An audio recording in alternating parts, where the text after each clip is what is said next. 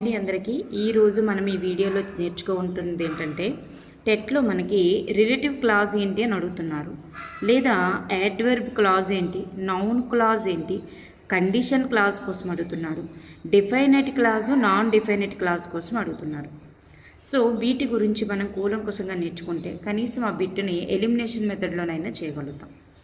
ఓకేనండి. Relative clause, adverb clause, noun clause అనేవి మరి క్లాజెస్లో రకాలు, మరి కండిషనల్ క్లాజ్ ఇఫ్ క్లాజ్కి సంబంధించినవి, మరి డిఫైనేటివ్ రిలేటివ్ క్లాజ్. ఈ రిలేటివ్ క్లాజ్లోనే రెండు రకాలు ఉంటాయి, డిఫైనేటివ్ నాన్ డిఫైనేటివ్. ఒక్కసారి చూసేద్దాం. ఇప్పుడు క్లాజెస్ అంటే ఏంటి? క్లాజెస్ అంటే ఏంటంటే మరి ఈ క్లాజెస్లో మెయిన్ క్లాజ్ ఉంటుంది, సబార్డినేట్ క్లాజ్ ఉంటుంది. మెయిన్ క్లాజ్ ఉంటుంది, సబార్డినేట్ క్లాజ్ ఉంటుంది. ఈ మెయిన్ క్లాజ్ అంటే ఏంటి? సామాన్య వాక్యం ఉంటుంది కదా, అదే అన్నమాట మెయిన్ క్లాజ్ అంటే. అంటే దీంట్లో ప్రిన్సిపల్ క్లాజు, ఇండిపెండెంట్ క్లాజ్ అనేటటువంటివి రెండు రకాలు ఉంటాయి.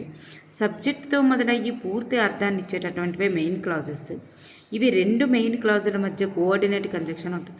చూడండి, రెండు మెయిన్ క్లాజుల మధ్య కోఆర్డినేట్ కంజంక్షన్స్ ఉంటాయి, వాటిని కాంపౌండ్ సెంటెన్సెస్ అంటాం.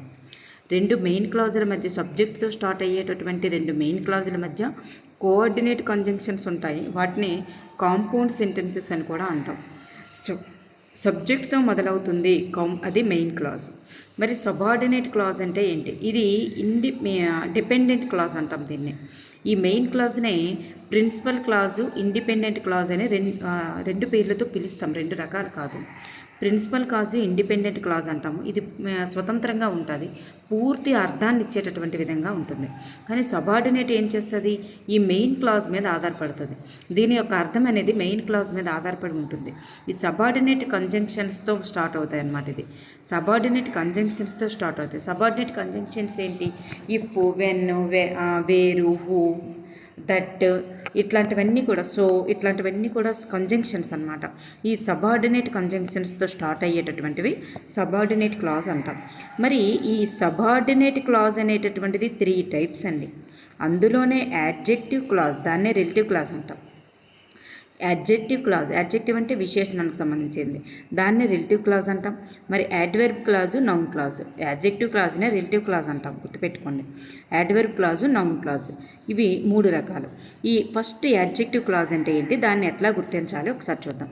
యాడ్జెక్టివ్ క్లాజ్ అంటే యాంటిసిడెంట్ అంటే నౌన్ తర్వాత రిలేటివ్ ప్రొనౌన్. నౌన్ తర్వాత రిలేటివ్ ప్రొనౌన్ అంటే నౌన్ తర్వాత హూ కానీ, విచ్ కానీ, దట్, హ్యాజ్, హూమ్, వీటితో మొదలైన లేదా రిలేటివ్ యాడ్వర్బ్ అయినటువంటి వెన్, వేరు, వై, హూమ్, వీటితో మొదలైన క్లాజెస్నే యాడ్జెక్టివ్ క్లాజ్ అని అంటారు. దీన్నే రిలేటివ్ క్లాజెస్ అంటారు. చూడండి, who, which, that, has, whom, when, where, why, how, who, which, that, has, whom, when, where, why, how, వీటితో స్టార్ట్ అయితే అది యాడ్జెక్టివ్ క్లాజ్ లేదా రిలేటివ్ క్లాజ్ అని అంటాం. గుర్తుపెట్టుకోండి. ఇప్పుడు ఎగ్జాంపుల్ చూస్తే షీ మ్యారీ ద మ్యాన్, మరి marry the man who was psycho, ఎవరైతే సైకోగా ఉన్నారో ఆమె పెళ్లి చేసుకుంది. సో ఇక్కడ హూతో స్టార్ట్ అయ్యింది కాబట్టి ఈ హూ నుంచి ఈ హూని రిలేటివ్ ప్రొనౌన్ అంటాము. దీన్నే సబార్డినేట్ క్లాజ్ అంటారు. అంటే హూతో స్టార్ట్ అయ్యేటటువంటి క్లాజ్నే సబార్డినేట్ క్లాజ్ అంటాం. చెప్పాం కదా, ఈ యాడ్వర్బ్ క్లాజ్ కానీ, నౌన్ క్లాజ్ కానీ, అడ్జెక్టివ్ క్లాజ్ కానీ ఈ క్లాజులతో స్టార్ట్ అవుతుందన్నమాట. ఈ సబార్డినేట్ కంజంక్షన్స్తో స్టార్ట్ అయ్యేటటువంటిది మరి సబార్డినేట్ కంజంక్షన్స్తో స్టార్ట్ అయ్యేది సబార్డినేట్ క్లాజ్. ఈ సబార్డినేట్ క్లాజ్ అనేటటువంటిది 3 రకాలు. అంటే అక్కడ ఉండేటటువంటి కంజంక్షన్స్ని బట్టి అవి 3 రకాలు. అక్కడ ఉండే కంజంక్షన్స్ని బట్టి ఆ 3 రకాలు. ఈ కంజంక్షన్స్ అనేవి who, which, that, has, whom, when, where, why, how అని స్టార్ట్ అయిందనుకోండి, వాటినే మనం యాడ్జెక్టివ్ లేదా రిలేటివ్ క్లాజ్ అని అంటాం. సో ఈ నౌన్ తర్వాత వచ్చేటటువంటిది యాడ్జెక్టివ్. సో ఈ యాడ్జెక్టివ్ అనేటటువంటిది హూ కాబట్టి ఇది రిలేటివ్ ప్రొనౌన్ అవుతుంది. ఈ హూని రిలేటివ్ ప్రొనౌన్ అంటారు. ఇవన్నీ కూడా రిలేటివ్ ప్రొనౌన్స్ అండి. ఇవి రిలేటివ్ యాడ్వర్బ్స్. వెన్, వేరు, వై, హౌ అనేవి రిలేటివ్ యాడ్వర్బ్స్, ఇవి రిలేటివ్ ప్రొనౌన్స్. ఈ రిలేటివ్ ప్రొనౌన్తో కానీ, రిలేటివ్ యాడ్వర్బ్తో కానీ దేంతో స్టార్ట్ అయినా దాన్ని యాడ్జెక్టివ్ క్లాజ్ అని అంటాం. అర్థమవుతుందా? అర్థం కాకపోతే మళ్ళీ ఒకసారి వీడియో చూడండి, ఎందుకంటే బిట్ వచ్చే ఏరియా కాబట్టి. నెక్స్ట్ చూడండి, వేర్తో స్టార్ట్ అయినా, ఇప్పుడు చెప్పాం కదా వెన్, వేర్, వై, హౌ అని. సో వేర్తో స్టార్ట్ అయినా అది రిలేటివ్ క్లాజే అవుతుంది. ఆ వేర్ని రిలేటివ్ ప్రొనౌన్ అంటారు, ఆ వేర్ని రిలేటివ్ ప్రొనౌన్ అంటారు, ఈ క్లాజ్ని రిలేటివ్ క్లాజ్ అని అంటాం. ఓకేనండి. నెక్స్ట్ వన్ ఇక్కడ చూడండి, హూతో స్టార్ట్ అయింది. ఈ హూని రిలేటివ్ ప్రొనౌన్ అంటాం, మరి ఈ మొత్తాన్ని రిలేటివ్ క్లాజ్ అని అంటాం. సో ఇక్కడ ఈ రిలేటివ్ క్లాజ్ అనేటటువంటిది రెండు రకాలండి. ఈ రిలేటివ్ క్లాజ్ అనేటటువంటిది రెండు రకాలు. ఇప్పుడు చెప్పాం కదా, అడ్జెక్టివ్ క్లాజ్ అనేది రెండు రకాలుగా ఉంటుంది. ఏంటేంటి? Definite relative clause, indefinite relative clause. చూడండి, నాన్ డిఫైనెట్ అంటారు, non defining relative clause, defining relative clause, definite కాదు defining relative clause, non defining relative clause అని రెండు రకాలుగా ఉంటుంది. మరి డిఫైనింగ్ రిలేటివ్ క్లాజ్ అంటే ఏంటంటే, ఇక్కడ ఈ రిలేటివ్ క్లాజ్ను డిఫైనింగ్ రిలేటివ్ క్లాజే అంటారు. ఎందుకంటే ఇక్కడ నౌన్ తర్వాత కామా కానీ ఐఫన్ కానీ ఏమీ లేదనుకోండి, ఇక్కడ నౌన్ తర్వాత, నౌన్ అనేది మ్యాన్, ఈ మ్యాన్ తర్వాత కామా కానీ ఐఫన్ కానీ ఏమీ లేకపోతే అది defining clause, definite relative clause, defining relative clause. Comma కానీ ఐఫన్ కానీ ఏమీ లేదనుకోండి, దాన్ని డిఫైనింగ్ రిలేటివ్ క్లాజ్ అని అంటారు. మరి ఇక్కడ క్లాజ్ తర్వాత కామా ఉంది, చూసారా?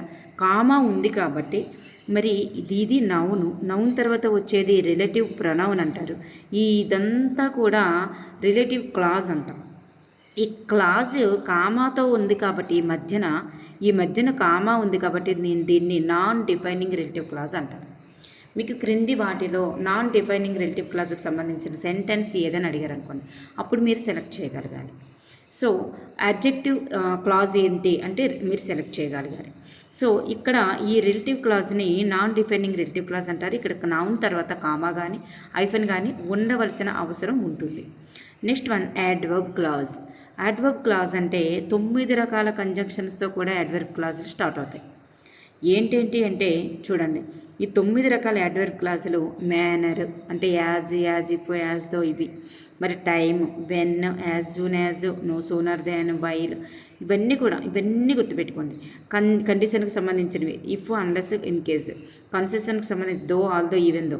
Comparison than, as, so as. Reason as, since, because. Result so that, in order that. Purpose so that కలిపి ఉంటుంది, ఇన్ ఆర్డర్ దట్ కలిపి ఉంటుంది. Lest, place, wherever. ఇవన్నింటితో ఏ వర్డ్తో స్టార్ట్ అయినా అది యాడ్వర్బ్ క్లాజే అవుతుంది. చూడండి, ఇక్కడ వెన్తో స్టార్ట్ అయింది, సో ఇది యాడ్వర్బ్ క్లాజ్. దోతో స్టార్ట్ అయింది, ఇది యాడ్వర్బ్ క్లాజ్, దీన్నే యాడ్వర్బ్ క్లాజ్ అని అంటారు. So next one, noun clause. వర్బ్తో మొదలయ్యి ప్రెడికేట్ను ఉపయోగించి వాటని ప్రశ్నిస్తే వచ్చేదే నౌన్ క్లాజ్ అనమాట. వాటని ప్రశ్నిస్తే వచ్చేది. నౌన్ క్లాజ్ అనేది సబ్జెక్ట్ ప్లేస్లోను మరియు ఆబ్జెక్ట్ ప్లేస్లోను రెండు దగ్గరలో ఉంటుందన్నమాట. ఇక్కడ సబ్జెక్ట్ ప్లేస్లో ఉండే సబ్జెక్ట్ క్లాజ్ అని, ఆబ్జెక్ట్ క్లాజ్గా చూడండి. సబ్జెక్ట్ ప్లేస్లో ఉన్నటువంటి నౌన్ క్లాజ్ని గుర్తించాలంటే ప్రెడికేట్ను వేరు చేసి వాటని ప్రశ్నించాలి. ఇక్కడ చూడండి, ఇక్కడ where is she works is important now ఇలా వచ్చింది కదా. ఈ ప్రెడికేట్ని పట్టుకొని వాటని ప్రశ్నిస్తే వచ్చేదే నౌన్ క్లాజ్. అంటే ఆబ్జెక్ట్ ప్లేస్లో ఉండేటటువంటి నౌన్ క్లాజ్ను గుర్తించాలంటే సబ్జెక్టు మెయిన్ క్లాజ్ను ఉపయోగించి వాటని ప్రశ్నిస్తే వచ్చేదే నౌన్ క్లాజ్. ఇక్కడ స్పీచ్లో ఉండేటటువంటివి నౌన్ క్లాజ్లో అవుతాయి. స్పీచెస్ ఉన్నాయి కదా, ఇప్పుడు డైరెక్ట్ ఇండైరెక్ట్ స్పీచ్ల్లో డైరెక్ట్ స్పీచెస్ ఉంటాయి కదా, అవి నౌన్ క్లాజ్ అవుతాయి. Tells me, told me, shed that ఇట్లాంటివి వచ్చాయి అనుకోండి, అవన్నీ నౌన్ క్లాజెస్ అవుతాయండి. అవన్నీ కూడా నౌన్ క్లాజెస్. ఇక్కడ ఎగ్జామ్లో ఇచ్చినటువంటి క్వశ్చన్లో అండర్లైన్ ఒకవేళ ఇచ్చాడు అనుకోండి, అండర్లైన్ ఇస్తే అండర్లైన్ తరువాత వచ్చేటటువంటి వర్బ్తో స్టార్ట్ అయ్యేది నౌన్ క్లాజ్ అవుతుంది. అండర్లైన్ ఒకవేళ ఇచ్చాడు అనుకోండి, అండర్లైన్ తర్వాత ఇక్కడ చూడండి, ఇలా ఏదైనా ఒక అండర్లైన్ ఇచ్చాడు అనుకోండి, అండర్లైన్ తర్వాత అండర్లైన్ అంటే నౌన్తో స్టార్ట్ అయ్యేది. అండర్లైన్ ఇచ్చాడు అనుకోండి, అండర్లైన్ తర్వాత నౌన్తో స్టార్ట్ అయ్యేది నౌన్ క్లాజ్ అవుతుంది అనమాట. Next one, conditional clauses. మనకి ఫస్ట్ టైప్ కండిషనా, సెకండ్ టైపా, థర్డ్ టైపా ఇట్లా అడుగుతున్నాడు.